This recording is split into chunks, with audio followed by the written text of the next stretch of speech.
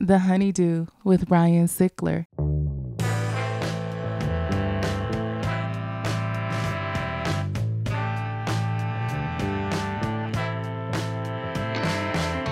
Welcome back to the HoneyDew, y'all. We're over here doing it in the Night Pants Studios. I'm Ryan Sickler, RyanSickler.com, and Ryan Sickler on all your social media.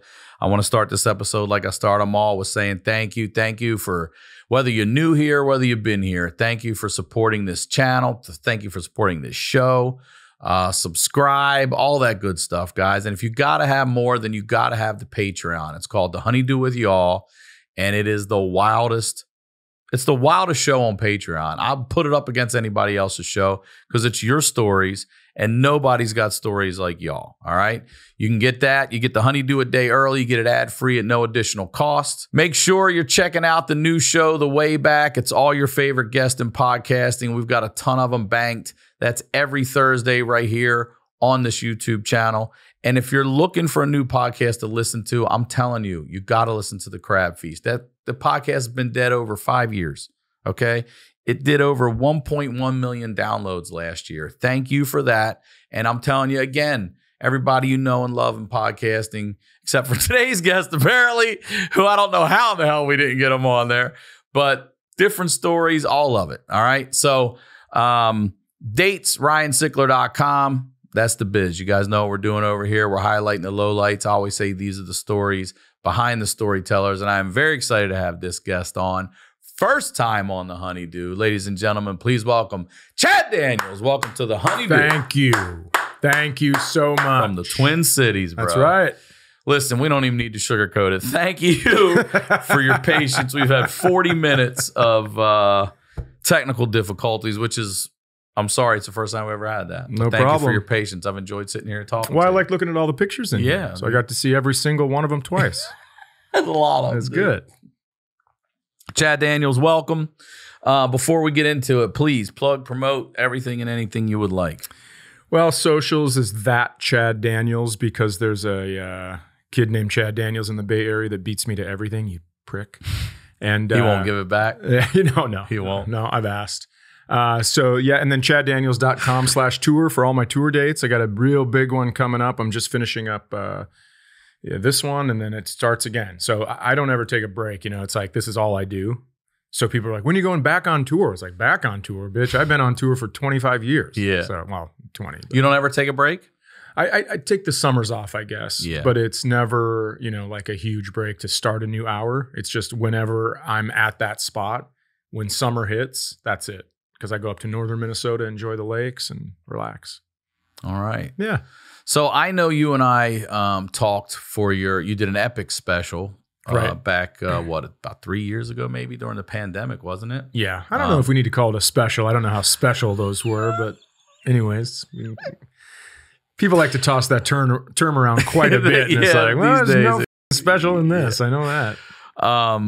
But I got to talk to you a little bit and really get to know more about you there. But I would like to talk to you here because you have an interesting story that resonates with me. But before we get into it, are you born and raised Minnesota? Yeah, Fergus Falls, Minnesota. Okay. Born and raised. So until February, I lived, a mile and a half away from the hospital in which I was born. So just till this year? Yeah. Oh, wow. So you stayed local the whole time. Yeah. You never lived here or anywhere else, New York? I didn't. I lived in Minneapolis, and then I guess I was away from Fergus Falls for maybe 10 years total. But when I had both the kids, we moved back up. My ex-wife is from there too. And we were like, well, let's get everybody closer to family. And yeah.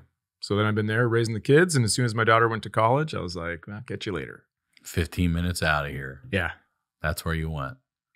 Yeah. So what's growing up like? You got mom and dad, but I know things shift for you a little bit. But before we get there, tell me, what's dad do? What's mom do? Mom is, when I'm real young, she's a teller at a bank. And then the old school.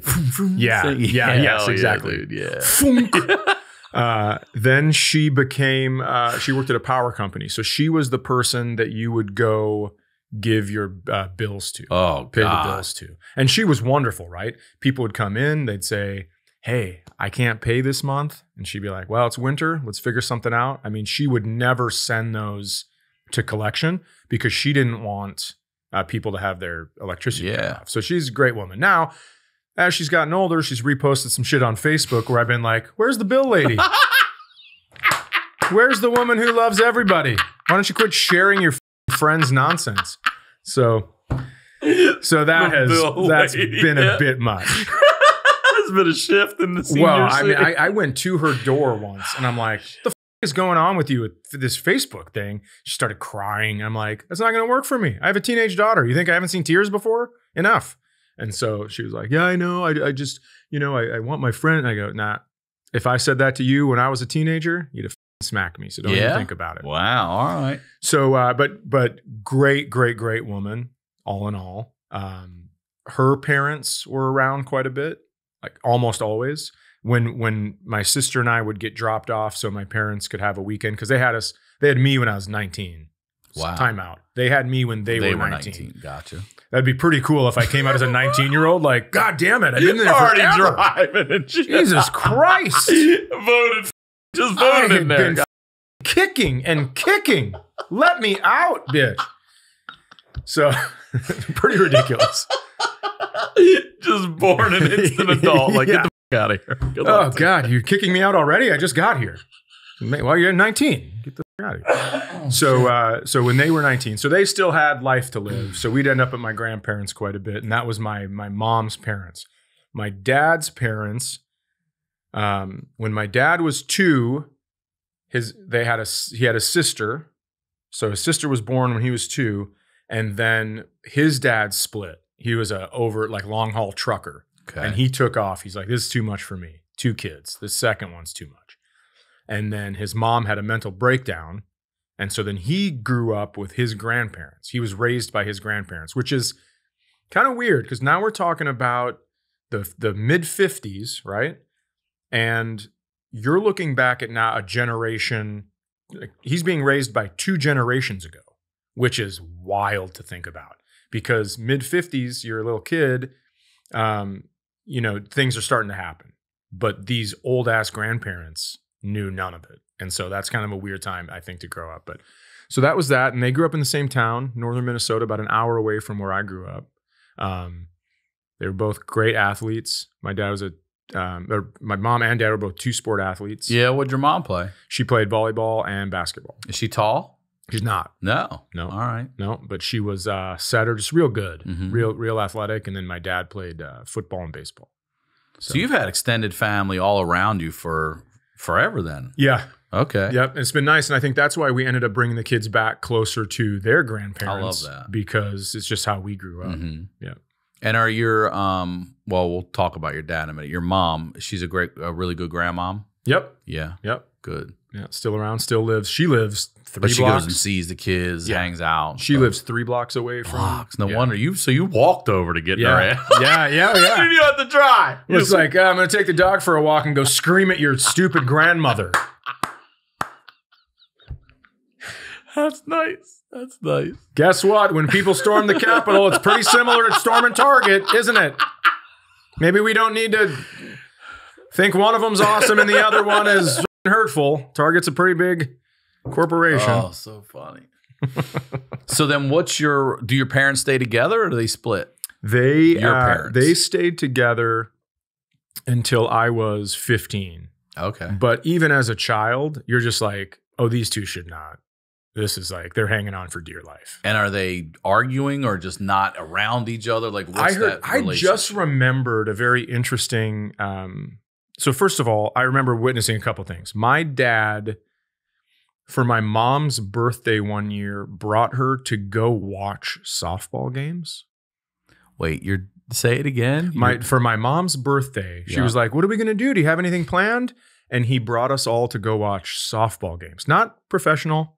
Just like or anyone you know, right? Just like random softball games. And I remember That's so weird. I know. He just took you to random softball games. Like, this is what we're gonna do. We're gonna watch these people play. Yeah. And I was 10 years old, and because we just moved into this house, and I remember he called my mom Thunder Thighs, and I was 10, and I was like, dude. Like, what am I going to do? Right. Yeah. I'm like, just yell at him and just waiting for the hand to go under my chin. That was his big move to like quiet you. And so I was like, well, here it comes. That was what he said to shut up. A hand under the chin. So he would take me like under here and just put the back of my head against a wall. Not hard, not like through it. Just like that was the we're done talking. This is your final one. Yeah. So, cut to me figuring out what I like in the bedroom. And this poor woman chokes me. And I'm like, get your fucking hands off my neck right now. Oh. This poor woman chokes me. Do you not like that? It's like, I don't know what's going on, but I don't. Not supposed to talk, but I need to tell you this stuff. So, yeah, dude, it was. I just started going to this MNRI, it's called. It's basically reflexology and the nervous system and everything. And she was like, she grabbed my wrist and she would pull to see how my arms would extend. And she goes, well, your arms are a little tight. You're a little guarded. And I'm like, oh, am I? Huh. I mean, I've been grabbed by the bicep over 10,000 times in my life. So anytime an arm goes towards my arms, I'm just like, suck it in. So he called her Thunder Thighs. I'm like, well, happy birthday. This seems great. Birthday. Well, just so you know, I know he called you Thunder Thighs, but we are going to watch softball. I mean, what a stupid ass. God damn it. So what's your relationship like with him the first 15 years of your life? Fun. I mean, besides this is how you stop talking and this is whatever. It was fine. I mean, he taught me how to mow a lawn to make sure the stripes were right. He taught me how. How'd he teach you? It's you go one pass to give yourself space to rotate it, and then you go, now it's down and back. No, none of this optical illusion bullshit where from above it looks like you're falling into something. It's down and back, down and back. And then did he tell you after? Because I learned this one too. Then next time you go the opposite way. And it's supposed to like really cut the yard. Oh, I didn't. When I used to have to cut grass, hear about that. They make us go this way, and then next time I come back, they're like, "Now go this way." I'm like, "All right, you guys got your ways." Mm-hmm. Like checkerboard it? Well, you're saying against. I see what you're saying. Yeah, it doesn't look checkerboard because it's grown back now, but now we cut this way every time. So now we're going to go cut it a whole different way. Yeah, I remember we had one of those metal window well things for like a basement window. And I was trying to get as close as I could with the lawnmower, and the blade hit it and nicked it. And I'm like, well, this is, I suppose I should get my affairs in order because I think I'm about to die.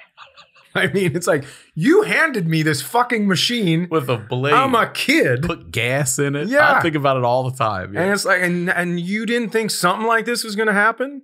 The fact that like my little sister hasn't been run over is incredible. So were you guys just hustling? I'm going to ask you this real quick. Were you just hustling, like shoveling snow and stuff? Was that a big job for you guys growing up? Like we were outdoor stuff. Yeah. Just going and cleaning neighbors' driveways and shit for Miss Ann or whatever. Yep. Trying to just make, you'd get $20. $20. Where the fuck did you grow up? I'm saying that now. I'm like, I never got a 20. Oh yeah, I'm like I shoveling. get 5 or 6 or 3. That's what they throw you. Yeah, you shovel and you go, and then they'd call my parents, and be like, "Can you send Chad over to shovel?" And then I'd go shovel. I remember this one lady, Dorothy, shoveled her out. Right, like she was a shut in. Shoveled her out, sidewalks, driveways, back patios, so she could go smoke, all that stuff. Brought me some lemonade, and I'm like. Bitch, can you at least take the ice out? It's the middle of winter. Can you heat up this lemonade or something? Unbelievable. Okay, back to your... Wait, I do have one more question. I wrote it down here because I think about this a lot. Did you ever, or do you ever remember seeing your parents affectionate, hug, kiss one another at all, hold a hand? Yeah, I remember that they kissed when we were like, okay, this is coming to an end, right? Trying to explain to my sister, our parents aren't going to be married anymore, whatever. And they kissed underneath the mistletoe during Christmas at my grandparents' house. And my sister looked at me like, hey, maybe. And I'm like, don't do it. Don't get your hopes up, kid. That kind of stuff. So it wasn't a ton. I did hear my dad once. So I have a girlfriend now, and she is like, sometimes she'll be like, how come you never, approach me and try to like woo me into the bedroom? I'm like, well, I don't know if you're feeling it. I don't know. The thing that I would hate most on planet Earth is for a woman that I love to just take it as a womanly duty. You know this shit happens all the time, and I would not be able to handle that. If they're just like, well, I did that for you. Well, fuck, that's gross. I agree. And I don't get off on any of that. Like, unless you're into it, I'm not into it. Right, exactly. I don't care what it is. I don't care how much I like it. Right. Including sex. If you're not into it, I'm not into it. Yeah, of course. So I'm just not into that shit. And I was talking about it, and then I go, oh, I remember this thing. Our basement was being redone. And so my sister and I had to sleep in the living room on the couches. And then my parents would stay up and watch television in the same room. And then I remember my dad once said, my mom said something. She got mad at him. She yelled at him. She goes, enough. And then my dad goes, if you don't have sex with me tonight, I'm not going to your parents' house this weekend. You heard that. And you're a little kid and you're like, well, I know what all that stuff is. And this is horrible.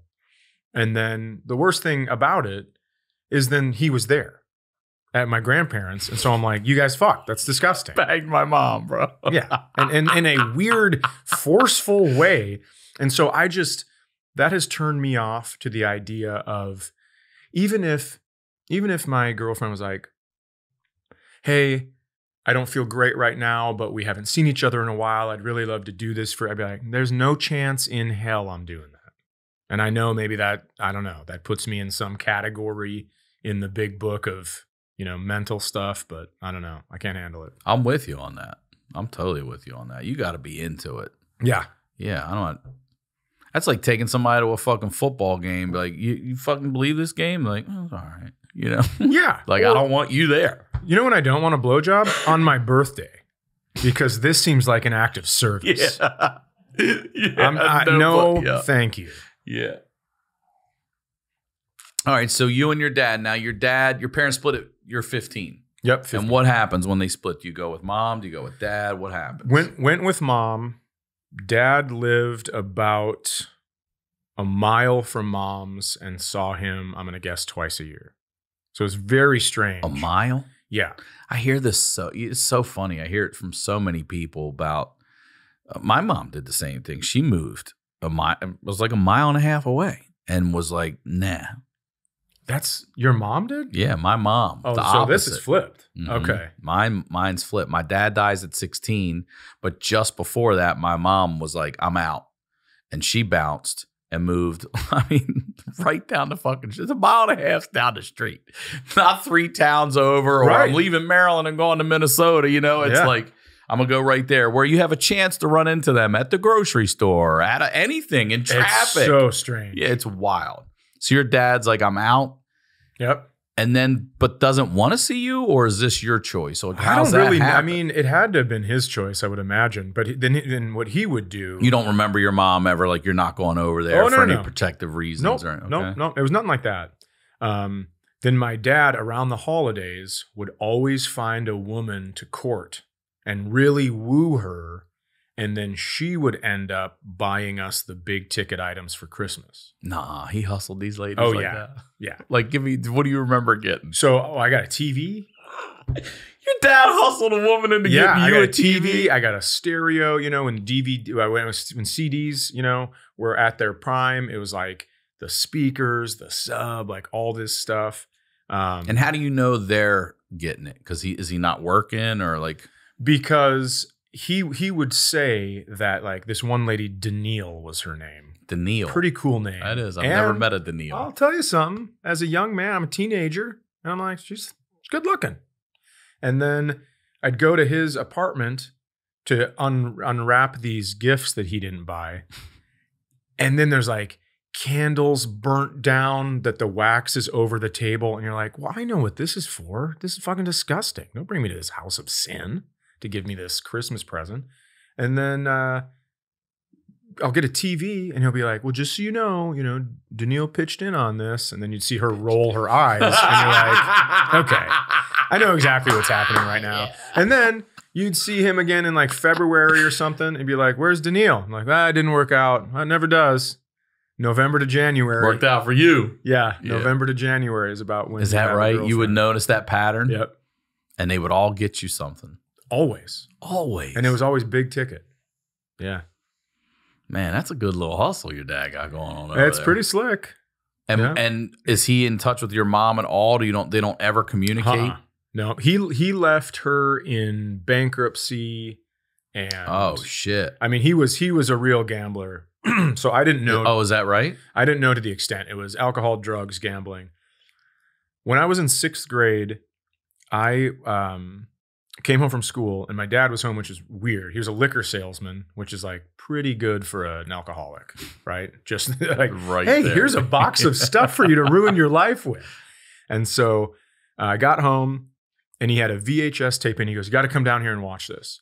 So I don't really know what I'm watching, but it is a man who's doing stand-up comedy, but he's got a bucket on his head and he's doing impersonations. And I was like, all right. And he goes, I work with this guy.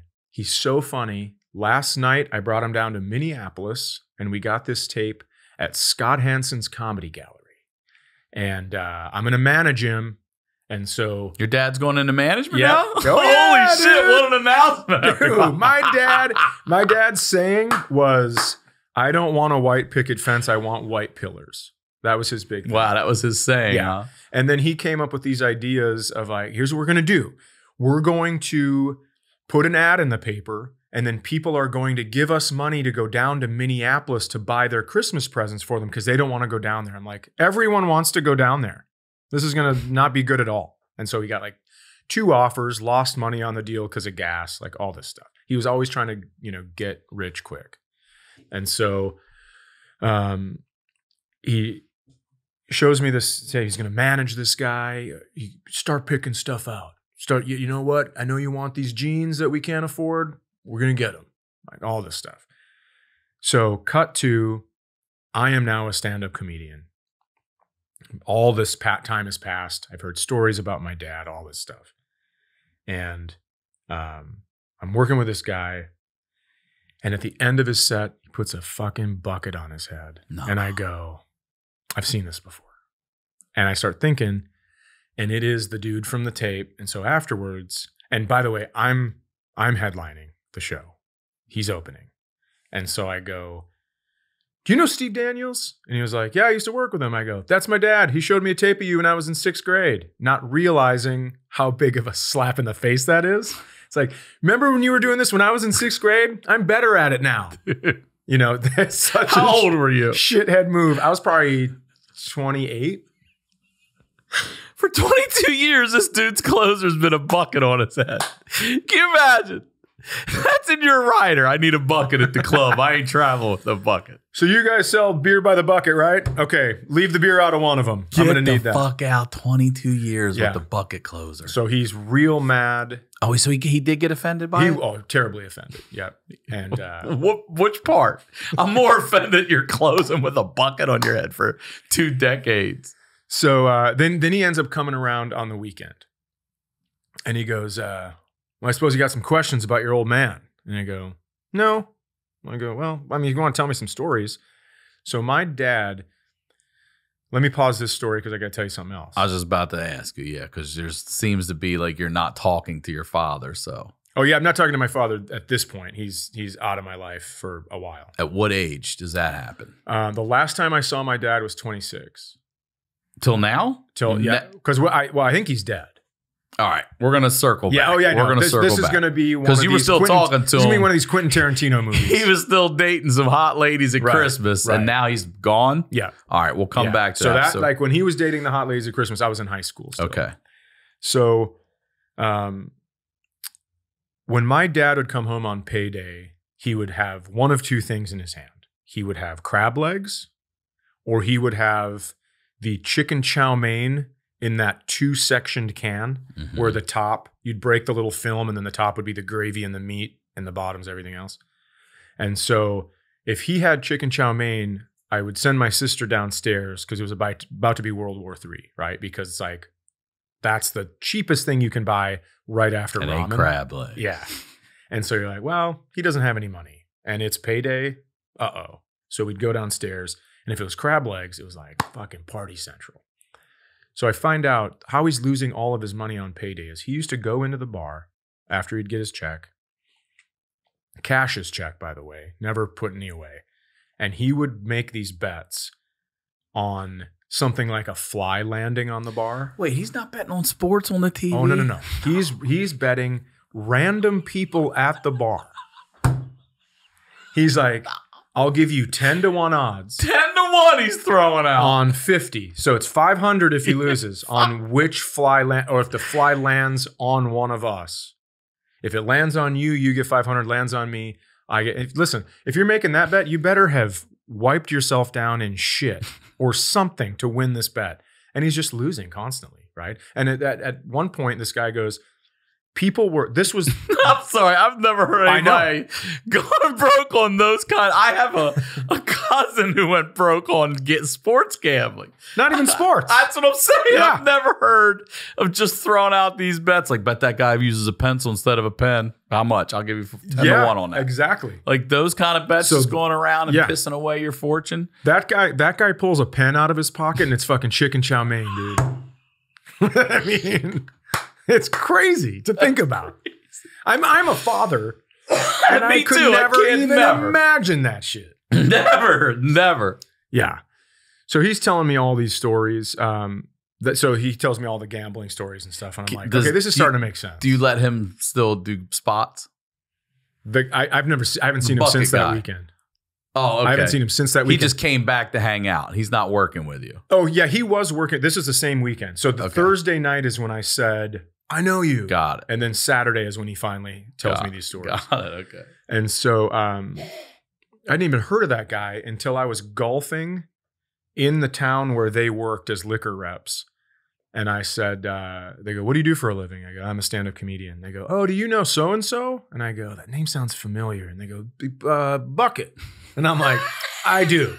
Who the fuck? But don't tell him I'm here. Yeah. Bucket comic. I mean, wild. You probably heard of microdosing, but if not, just know that all sorts of people are microdosing to feel healthier and perform better. You know that just right feeling when your body and mind are really at peace, like after a workout or a nice long shower, where you're relaxed, focused, and a little energized, being in the zone. Well, Microdose can help you get into that zone easier and stay there longer. For me, half a Microdose gummy during the day helps me stay centered and fresh. It doesn't bog me down, which means I can get everything done on my list. They're even great at night, help you wind down, be present in the moment instead of worrying about things from that day or about what's coming up tomorrow. All right. To learn more about microdosing THC, go to microdose.com and use code HoneyDew to get free shipping and 30% off your first order. Again, that's microdose.com, code HoneyDew. Microdose.com, code HoneyDew for 30% off. Now, let's get back to the dude. So I got to know some stories about my old man through him. If we go back 2 years before that, well, let's go back to when you and dad stopped talking first. Okay. I'm 15 and I get confirmed at Lutheran church. And my mom always had, on top of the refrigerator, there was a Bible. And my mom always had these unique bills, U.S. bills in there. So it would be like one was printed with blue ink, or one was shifted a little. You can see the lines where they're supposed to be cut, but it was shifted. So they're almost like error cards when you collect baseball cards. Yeah, I know. I think they're worth money, aren't they? They're worth more because there aren't any of those. Right. Yeah. And so one of them was a dollar bill with both sides printed on the same side. And then the other side was blank. And so. Oh, yeah. Okay. Right. So you got the front and the back on the same side. It didn't flip. Clean. Yep. Okay. And so my mom has those in the Bible. My dad shows up with a present. Must have not been fucking anybody at that time because he had to do it. And it is a frame. And I open it and I'm thinking it's like going to be a picture of a sports person or something. It is those bills that my mom had collected when she was at the bank. Those bills framed. Your dad stole your mom's bills to give me, framed them, and gave them to you for a Christmas present? Yeah. Oh, for a confirmation present. Yeah. Get the fuck I know. out of here. In front of your mom? In front of her. She watched me open it. Did she just go nuts? My mom is such a good woman a good person that she just took it all in stride. But I could see in her face dropped. And so immediately, as soon as he leaves, I go, I don't want these. These are yours. You can have them. She goes, no, this is good. This would be a good present for you. I go, I'm not taking them. She goes, go ahead and take them. It's fine. I'm like, okay. So I've never had it up. I took them out of the frame and just put them back. Do you know what they're worth? Have you ever had them? No. However, that's got to be that one that's got nothing on the back's got to be worth a chunk. I mean, I don't know anything about anything. Interesting. You sound like my dad at this point because now, fast forward, I know this is going all over the place, but I'm 26. Okay. My son is 2 years old. He's never met my son. Don't even know if he knows I have a son. But that Christmas, he is calling on a landline nonstop. And so it's like, it's your dad. Finally, I go, what? I hadn't talked to him in, I'll say 5 years at this point. So I just want to ask, the reason you stopped communicating with him is because he gave you this fucking horrific gift. The reason I stopped communicating, this is going to get crazy. The reason I stopped communicating with him is because he had me unknowingly help him steal a car to leave town to avoid the authorities. Dude, we'll get there.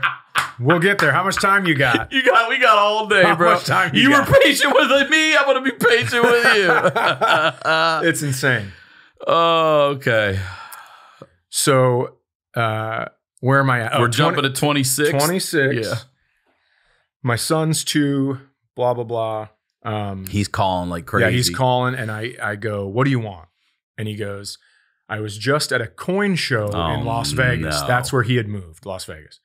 And he goes, I was just at a coin show, and I saw a dime that had both sides printed on one, like indented on one, and the other side was flat, and it went for millions.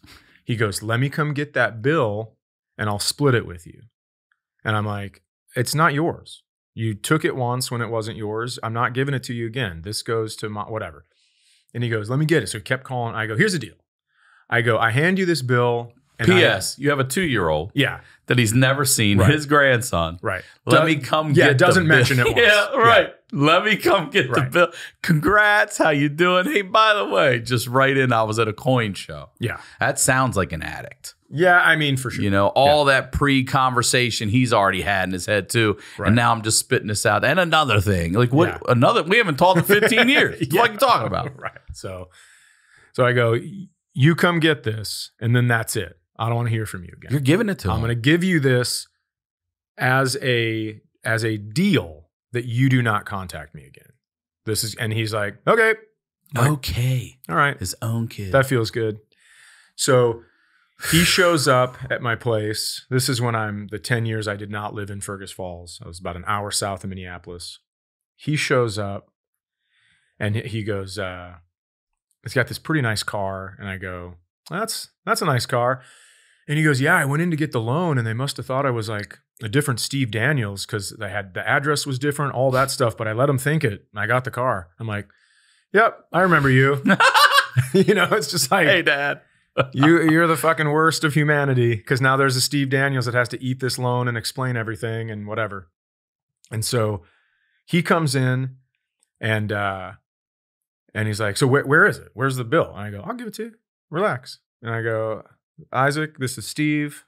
Steve, this is Isaac. Yeah. Because then he goes, Isaac, my son, he goes, who's this man? And he started to say, and I go, he's just a guy. He is just a guy. And I just stared at him. And he goes, wow. And I go, well, you've fucking got to earn it. There's certain things in the world you have to earn, and being a grandpa's one of them, right? And so he goes, all right, well, I'll just take that and get out of your hair. And I go, no problem, but first we're going to arm wrestle. Because he used to make me arm wrestle all the time and just fucking knuckles to table, destroy me. And I'm like, guess what, bitch? Your son's been lifting and he's in his prime. And I know this is probably really catty and really small, But I just fucking, all right, let's go. You fucking over the top. Oh, I thought I was going to pull his elbow right out of the joint. But how good did that feel? Felt pretty good, you know. And what did he do? What was his response? He goes, oh, I guess you've been exercising, huh? Like, get the fuck out of here. So then I just gave him the thing. He split. And that's the last time I ever heard from him. My sister had heard from him. Kept his word, at least for that? Yeah. That's the thing, he kept his word. Well, I think he died. So pretty easy to do. I see. Yeah. I see. Pretty easy to do. He did a methadone clinic for a while. Oh, you do know that much. Well, he had his sister kind of had been in contact with him and told us afterwards. But I guess he got in a car accident or something. And my sister knew some of it. I didn't want it. I didn't give a fuck. I didn't need to know any of it. Because like I'm concentrating on like shifting this 2 generations of bad dads. I'm concentrating on fixing that. So I don't need you to be around. That kind of shit. But you were saying your sister, had she maybe heard from him or something in the time you didn't? She had heard from him, a couple times because she went to rehab as well. And so she had heard from him in there. And he called her and he's like, well, I heard from your aunt that you're in rehab. He goes, what are you doing? He's like, how are you being this judgmental? Seriously. Not how are you doing? What are you doing? Yeah. So I will tell you this. You get, and this is going to sound like I'm making excuses, but I really believe this. You get drugs, alcohol, financial problems from a gambling addiction. That can turn a good person into a real pile of shit really quickly. Yeah. I do remember my old man, when it would snow, he would drive around with me and we would find people that were stuck and we'd get out, he'd bring a shovel, we'd get out and we'd push them out. So there was goodness there, but I think that gets wiped out once, you know, the disease you're just sets spiraling in. down. Absolutely. And that's true addiction. He's hitting them alcohol, gambling, drugs, like This is you're not long on this planet with that lifestyle at all. Yeah. And I don't joke about drinking and driving that much, but he had 8 DUIs and eight of them. And his 8th one, he didn't have a license. How could he? How could he? Yeah. He talked somebody into giving him a rental place, into giving him a van. He moves everything out of the van, takes the seats out that are there, and he puts in a card table and like a disco ball. That's what he did. Wasn't allowed in bars. So he's like, wasn't allowed. Drive around and have my own bar. So he's driving a group of people around partying in this van and he gets nailed for his 8th DUI. That's pretty fucking legendary. That's how they pull him over. Pretty legendary. Yeah. It was a full page spread in the paper. I was a sophomore in high school. Yeah. Yeah. You got in the paper and everything. I was a sophomore in high school. That's crazy. And I was a smart ass because you're just dealing with everything by deflecting. And a couple of the seniors made a bunch of copies of the article. And for morning football practice, it was plastered all over the locker room. And I was like, Jesus Christ. Nah, they do that, really do that. Yeah. And I had a geometry teacher, Mr. Pearson, who was always really strict with me because I was a smartass. But that day, he came over as I was doing my work in class, put his hand on my shoulder, gave it one little squeeze, and then that was it. Just that silent little. How about that? Yeah. Isn't it funny that just one little thing like that could really fucking change shit about a person too? Yeah. You got this thing going on with your dad, and then you got that moment right there with that dude. Like, poof. And he was, after that moment, like, you know, I'd get offered Twins tickets or Vikings tickets or whatever just because of the job.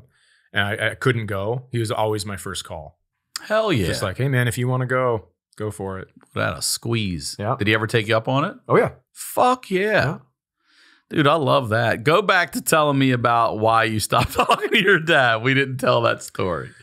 You said the car. The car. Yeah, the car. Yeah. All right. So I'm 21. I get a car, which, by the way, took me a very long time because when I was in high school, my dad had stolen my identity to get electric, phone, an apartment. When do you find that out, though? When I try to get electric, phone, apartment, and everyone's like, fuck you, dude. You owe us money already. And I'm like, that's impossible. I lived with my mom. So She had to write a letter. Man. I had to have witnesses that said I lived with her, all this stuff. And so finally get that taken care of. And I get a car and it starts acting up. It's a used car. 2 days after I get it, it starts acting up. So I bring it back to the dealership and they go, all right, there's an engine issue. And I'm like, should you have told me that before I bought it? So then they have to rebuild the engine. And they go, we'll give you a rental car. I'm like, all right, no problem. Hadn't heard from my dad for a long time. He's living in Fargo, North Dakota, which is about an hour away from Fergus Falls. And he goes, somehow he's just in the network of my family and knows stuff. And he goes, hey, I heard you got a car. I'm like, yeah. He goes, yeah, but the engine problem, right? You got a rental car? I'm like, I do. And he goes, well, listen, I know I haven't talked to you in a while. I would love it if you and your sister could come up and go to lunch. I'm like, okay. You know, because you always, it's your dad. So you always want to give him that chance to make things right. And he just didn't have it in him. So we go to lunch and he goes, your sister's with you too? Sister's with me. And he goes, oh, I got to put my stuff in your car. Do you mind? And I was like, I guess. And he goes out and he's gone for, I'm going to guess 20 minutes. I was like, did you get lost? And he goes, yeah, wow, couldn't find it. Okay. So comes back, still has his bag. Then he calls me maybe 2 weeks later and he goes, you still have that rental car? And I'm like, no, I gave it back because my car got fixed. And he goes, all right, I need you to come get me in Fargo. I'm like, okay. Well, he had just done a little bit of jail time for writing bad checks, but he was going to go to prison. And he's like, I won't last in prison. He knew it. And so I didn't know this until I drove him all the way back from Fargo to Fergus Falls. Anytime I would go 1 mile over the speed limit, 1 mile per hour, he'd be like, slow down. I'm like, okay. You know, not knowing what's going on. So I go, where do you want to go? He goes, bring me to Moore Ford. And I go, all right. So we go in there and he goes, all right, drive around and find your rental car. I'm like, what are you talking about? During lunch, he had taken my keys and made a copy of the key because he knew this whole thing was a scam for him to be able to get into that rental car and run away from the cops. So I finally find out. So that 20 minutes or whatever he's gone, yeah, he was getting a key made. He was getting a copy of the key. Yeah. Come on, come to lunch with your old man. Drive 2-hour round trip. Okay, so now he tells you to find the rental car. So find the rental car. He gets out. He takes, I remember this because I'd never seen it before. He takes his What are the odds that it's still there? Anyone else could have rented that car. Well, I think it's like one of their used cars gotcha. that they just let like a little use. loaner. Yeah, gotcha. So he takes his driver's license and scrapes it because there's frost on the windshield. And I remember that. I'm like, ooh, all right, I'll keep that. with a dad like that, it is not often you go, all right, this is a learning moment, right? So I keep that. He gets in the car. I'm like, how do you have keys? He goes, so I made a copy of the key. You know, I can't go to prison. I got to get out of here. He goes, follow me out of town. So I follow him out of town and I get out of the car. He drives that car right off the lot. Right off the lot. No one says anything. No. Oh, no. It's nighttime. Oh, okay. Yeah, it's closed. It's been closed for a while. All right. So we take off and I'm thinking like, oh, he wants me to follow him out of town. Give me a hug, obviously, because he's taken off. He's like, I get out of my car and he goes, get back in your car. So I roll the window down. He's like, do you see anybody behind you? I'm like, no. He goes, all right, I'm out of here. I go, why did I follow you out here? And he goes, well, just one car in front of me and a cop. If that were, and I was like, okay. You're running fucking interference. You know how some parents, they like, back when there were remote controls and before remote controls, and they were like, hey, go turn the channel. Mm-hmm. That's what some parents use their kids for. Not me. I hit the jackpot. My dad used me to steal a car and then run interference on a potential cop. So he could get out of town. Is that literally the last time you saw him until the bill until thing? Until I was 26. That's how he left. And then you don't hear from him until the bill. Yeah. Do you know if that bill is worth anything? I have no clue. I mean, for all I know, my dad is alive and fucking living in a mansion somewhere on that bill. But good. I mean, it doesn't matter to me. DB Cooper and that shit, bro. So I want to talk to you about, you have 2 kids, right? 2, yep. And only the oldest met your father? Your Correct. youngest has never met Right. your dad. Right. And do you still tell them story? Like, are you honest about your dad? Yeah. You got to ask, Absolutely. right? Do you have Yep. pictures of him around or anything like that? They have seen pictures. So it's funny. We're going through a picture album, and then there's a photocopied piece of paper, and there's a driver's license that has my dad's picture on it, and then a bunch of credit cards. And this was sent to my mom by the what's it called? What do you have to pay for Child support? Yeah. Jesus Christ. He was supposed to be paying child support. So it was like a child support collection person found out, listen to this piece of shit. You haven't even heard the worst of it. That's what's crazy. I love it. I mean, I don't love it for you, but I can't believe there's another one. Oh, yeah. He's already ruined your credit. Oh, He's got you running interference on police This chase. isn't even about me. He had a classmate that after graduation died in a motorcycle accident. He called their family to find out, to tell them, you guys are supposed to be getting benefits. What's his social security number? Stole his identity. No. Yeah. And so it's Thomas Rice, had his ID said Thomas Rice, all his credit cards. And so they had found him. Oh, that's what your mom got. Yeah, she got this Under this Thomas piece of paper Rice. under Thomas Rice. And then you looked at when he went in to get the license, and it was June 19th, which is my dad's real birthday. But then the birthday on there was Thomas Rice's birthday. So he had all the other information. So once he got his social security number, he was able to become Thomas Rice. I guess he ended up getting a really good job in Las Vegas. You know the people that offer you vacation packages? Mm-hmm. He was that guy, and he worked his way up to making over 6 figures a year, and still Tommy Rice is pulling in 6K, six figures a year. 150 G for Tommy R. And he still fucks it up. How do you? Because he's in That's Vegas gambling wild. away. It's so crazy to me. It's like you have stolen a dead person's identity. And to was he give getting yourself those benefits too? Was he fucking cashing those benefits? I don't think there were benefits. So, Okay. So he just that's said how that he to get got the number. Social security Okay. numbers. He told them there were What benefits. a piece of shit. No shit. I mean, you're talking about parents that have lost a child and now they're waiting on benefits. The only possible speck of sunlight in this situation, and it's benefits that never come. And their son's living out in Las Vegas selling vacation packages on paper. Yeah, their new son. Their Yep. new kid. God damn. How Isn't do you that find wild? that out? Because your mom showed you? Like, Yeah, how do you guys put it all together that's who that person because is? there was a private investigator that was looking for him for child support that went out and found out that this person on paper, this Thomas Rice, my dad, was making 6 figures at this company. And then maybe that's what spooked him.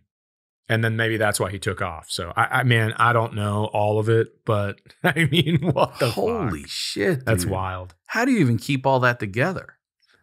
As far as what do you mean? All these stories and stuff. Like, and then you're like, yeah, you seem very even keeled about, like, yeah, I'll come out and meet you. Yeah. Because you're always wanting to give a chance. Right. So what was it that shifted in you personally finally where you're like, fuck this guy? I think it was having a kid. Yeah. That's what I wanted to ask you next about the father you want to be. Yeah, having a kid, it was like, all right, listen, we're 0 for 2 the last 2 generations. It's time to correct that and completely shift it.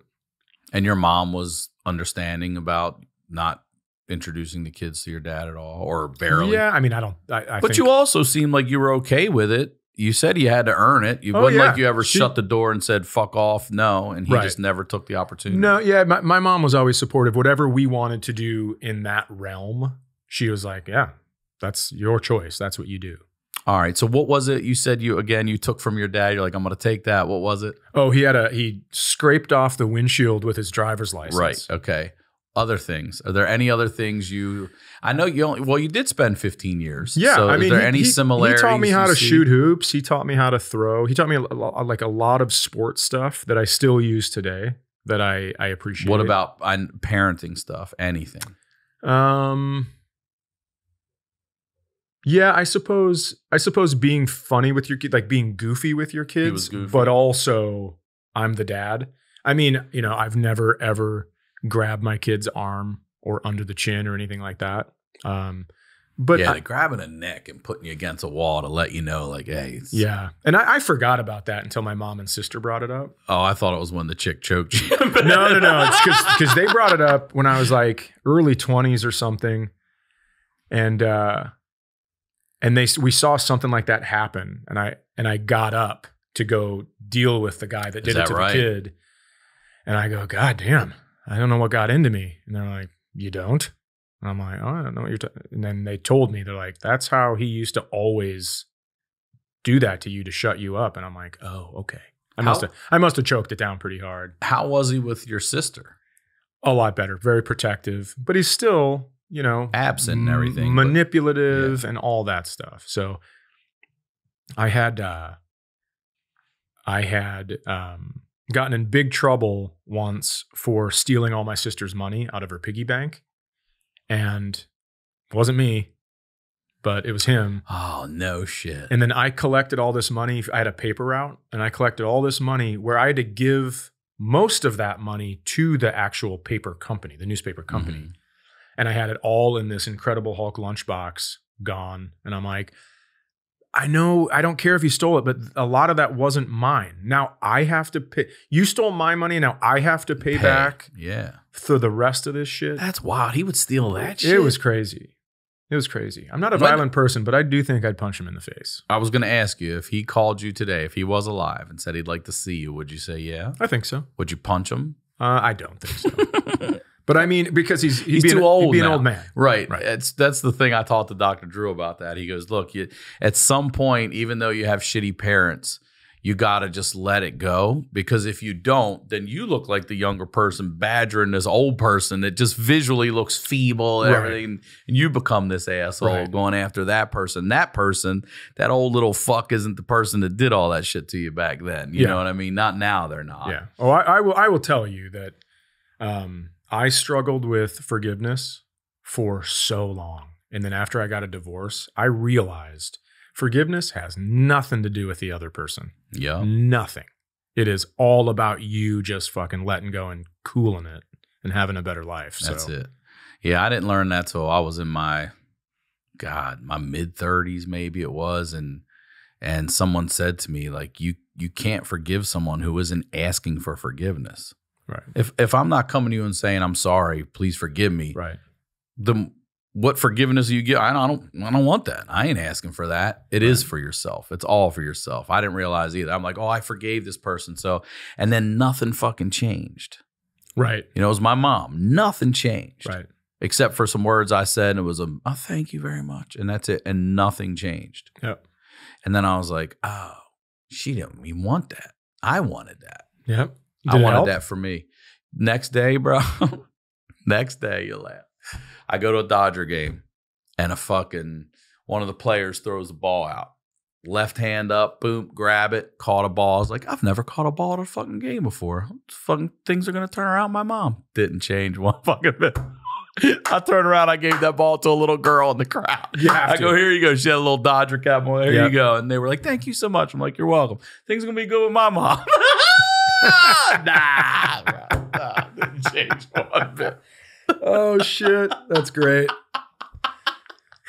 Dude, thank you for doing this. Really thanks for having me on. This has been long overdue, man. It's been great to sit down and talk to you. Who doesn't want to go back and revisit fucking tragedy? Bro, I'm tired of everybody's Instagrams. I want to hear all your lowlights. Yeah, I love it. It's like blues for me. You know what I mean? That it's those. I always grew up. My dad introduced me to the blues, and I loved those songs where like these people could take the worst fucking thing about something, exactly, put it in music, and then you're over there cheering for it. Yeah. And like, yeah, fuck yeah, make me feel good. Also makes you feel like you're not alone, you know? Oh, yeah. I sit and listen to some. There's definitely people out there that think they have a shitty dad, and after this episode, they're going to be like, they're going to call their dad and tell them they're sorry. And I'm not woe is me, because listen, I can tell. I had a really good life. My mom, I always say that with both your parents, you get a total of 100 points. And it just matters on which the thing is. And my mom was like 98 points. Yeah, so, I mean, you can't get much better than that. Dude. Right. I've had therapists tell me too, the truth is that you just need one. You truly just need one person who loves you and believes in you and cares about you. And if you got one, you're good. Yep. Still waiting, bro. Yep. All right. Could be me. Could be me. It could be you. Maybe we'll see how you answer this question. Okay. Your first time here, I had mentioned to you before we recorded advice you'd give to your 16-year-old self. So I'm curious because 15 is a pivotal moment for you with your dad, at least for the first chunk. You stopped talking at 15, right? Yeah. 15 to 26 and your dad leaves. Yeah. What advice would you give 16-year-old Chad Daniels? I would say for everything, every time you have one of those thoughts where it's like, oh, fucking life sucks, you got to immediately find 2 things that make you happy. Fuck yeah. That way, at the end of the day, you're always plus. You know? That's great, man. Nobody's ever said anything like that. Have you trained yourself to that? When you think something negative, you try to positive, hit 2 more? Yeah. So when I got divorced, I went through some therapy and I was out in the woods and I told my therapist, local guy, I was like, I saw a deer today out in the woods. And he's like, yeah, that's where they live. I go, but I've never seen one. And he goes, time. Growing up in Minnesota? No, I'd always seen them, okay, but not on this particular walk. Gotcha. And so, because I'd walk every day just to gather my thoughts. And then he goes, you know what? This time, there's a thing called a Seton watch, where named after a guy that invented it, Seton. You sit down, and then after 50, and you're very still. And after 15 minutes, look around, and nature has come back after the noise. And so I start looking around, and I bet you I saw 20 deer that day. No shit. So he was like, it's what you look for. It's the stuff that you look for that you're going to see. So and that includes the negative shit too. If you're always looking for problems, you're going to find and a bunch of them. And you're programming your mind is a computer. What program do you want to run in your computer? You know. So I tell my kids always look for that, and then I tell my kids don't borrow worry from around the bend. Right? It's like if you're going to spend 3 days worrying about that shit, why not just wait till it happens? Then you've at least had 3 extra days of not worrying. That's great. great. If it's going to happen, it's going to happen. But. Dude, thank you for doing this. Thanks for having me. Great this is episode, fun. dude. This is fun. Promote everything one more time, please. Plug it all. Okay, Dad, if you're out there, you know where to find me. That Chad Daniels on socials. ChadDaniels.com/tour. I mean, there's a bunch of stuff. Just go to ChadDaniels.com. There's a bunch of stuff on there. And I have a special coming out. It's mixed reviews. It's already on YouTube. I did 2 specials in one night. This one is the first one out. Next one will be out pretty soon. So pretty excited about that because each of them is one take and it's just pretty much as it was. So I almost have a stroke on stage trying to remember a flight from where I was going. And I couldn't remember it. And I said the wrong thing. And it ended up being towns 40 minutes apart driving. So you'd never take a flight. And then I just had a meltdown on stage and I just left it all. And you left it? Yeah. So I think it's very fun. Great. Yeah. Good for you, man. Thank you again. Thanks. As always, Ryan Sickler on all social media, ryansickler.com. We'll talk to y'all next week.